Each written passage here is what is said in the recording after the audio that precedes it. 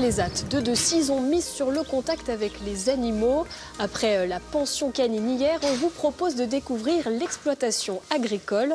Ils sont 12 travailleurs en situation de handicap à œuvrer ici, dont vous, Christophe et Anaïs. Bonjour. Bonjour. Bon, alors vous, ça fait combien de temps que vous travaillez ici à l'ESAT? 30 ans. 30 ans 30 ans. 4 ans. Et 4 ans pour vous, Anaïs. Alors expliquez-moi, une journée ici à la ferme de l'ESAT, ça se passe comment? Ça se passe bien, ça se passe bien. Qu'est-ce que vous faites comme activité? On donne à manger, voilà. On rationne les vaches, on met l'enrubanage, on met du foin, voilà, dans les 2 bâtiments, et puis un peu partout là-bas, voilà. Oui, donc vous êtes bien occupé toute la journée. Toute la journée, oui. Donc il y a les vaches ici, mais il y a aussi d'autres animaux, hein, c'est ça sur la ferme? Oui, il y a des poules, canards, tout ça, un peu de tout. Il y a un peu de tout, voilà. Qu'est-ce qui vous plaît, Anaïs, ici sur la ferme? Les vaches, les poules, les chevaux, les moutons. Vous vous êtes toujours vu travailler sur une exploitation avec les Oui, animaux? oui. Et moi, ça fait plus de 14 ans que je travaille. J'ai l'habitude de travailler, voilà. Et alors, comment ça se passe, le travail avec toute l'équipe, avec les encadrants? L'ambiance est bonne? Ça va, oui, ça va. Ça va. On est tranquille.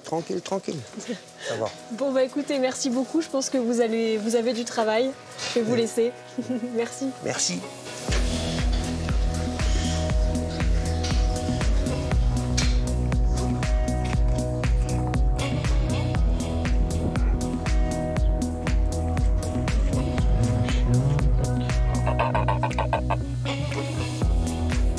Bonjour Ludovic. Bonjour Charlotte. Alors vous êtes le responsable de l'exploitation. C'est pas si commun de voir une grande exploitation comme celle-ci dans un ESAT? Alors oui, effectivement, en France, il y a très peu d'ESAT qui disposent d'une exploitation agricole. Donc nous, on a cette chance-là. Et en fait, elle a été créée en 1996 pour diversifier un petit peu ce qui était proposé aux usagers à l'époque. Et alors ici, il y a, je crois, sur la ferme 12 travailleurs. Comment ils arrivent ici? Est-ce qu'il y a des critères de recrutement? Comment ça se passe? Alors effectivement, il y a aujourd'hui on accueille 12 personnes en situation de handicap.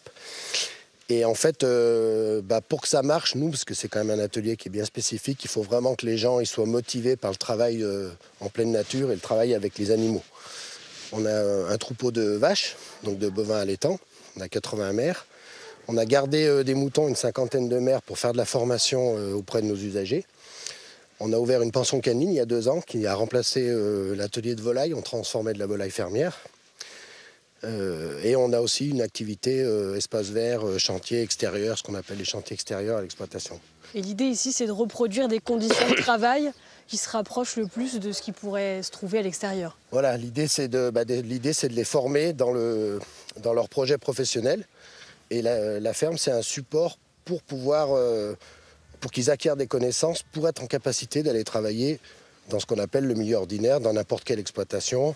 Donc nous, on se sert de tout ce qu'on a ici pour leur apprendre le travail, la rigueur dans le travail, qu'ils aient des moyens peut-être plus tard de pouvoir travailler à l'extérieur.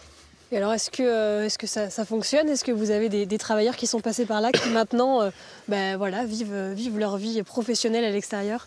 Alors, on a des travailleurs qui ont des possibilités de travailler dans le milieu ordinaire. Il y a des projets qui se sont mis en place qui arriveront peut-être à terme, mais ça, c'est très difficile de le savoir à l'avance. Merci beaucoup, Ludovic. Merci à vous, Charlotte.